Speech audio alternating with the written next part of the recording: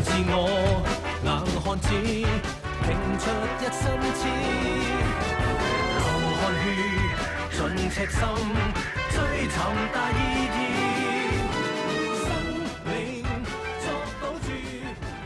Hello, and welcome to this week's episode of Police Report. On this week's show, we're going to look at the offence of criminal damage under the Crimes Ordinance. In the clip, the scenario is one where unlawful debt collectors attempt to collect payment. Let's take a look.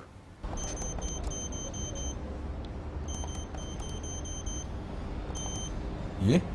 唔通密碼唔啱？陳生，哎呀，梗係個密碼又壞咗啦。係咪改咗密碼？冇，不嬲都係嗰個噶嘛，不過叫咗人整㗎啦，時好時壞。哦，OK。喂，係啊，我想攞立去攞。哦，得，過嚟。嗱，你嘅。呢個電話喎。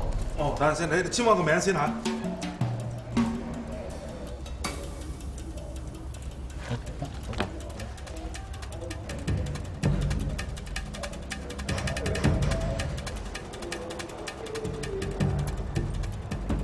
係呢間啊！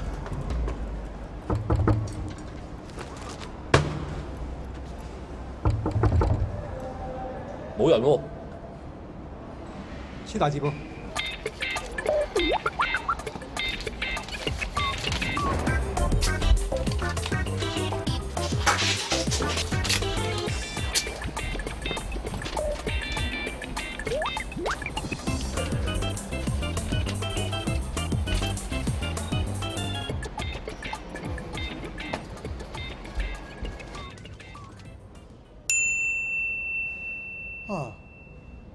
頭先有個速遞，跟住仲有一個生面口嘅人入咗嚟，又好似唔係呢度住客嚟嘅喎。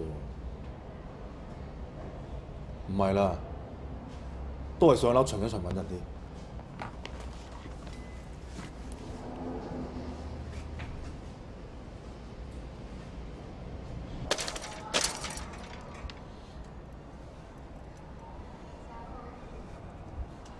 呢個咩字啊？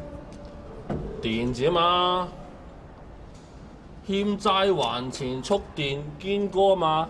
得，OK。食嘢咯，執嘢啦。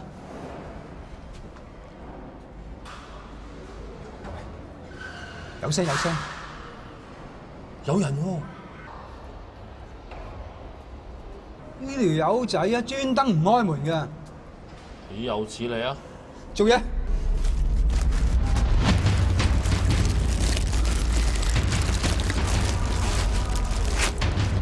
嚟咗啦喎！喂，做咩啊？喂，走啊！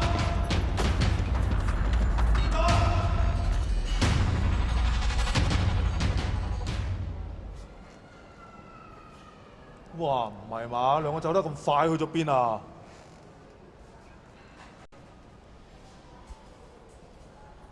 誒，欠債還錢啊！啊！仲有成陣天拿水味添，梁生啊！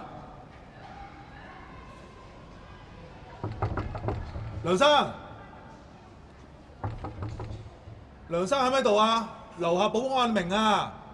梁生，喂，梁生你喺度啊？喂，有冇搞錯啊？你門口俾人黐晒呢啲字啊！仲有啊，淋天拿水啊，搞乜嘢啊？得㗎啦，冇嘢㗎啦。嚇！我同你報警啊，好冇？我唔使㗎啦，我會自己處理㗎啦。唔係喎，報警好啲喎。得㗎啦，唔使啦，我自己搞掂啦。哦，咁你小心啲啊！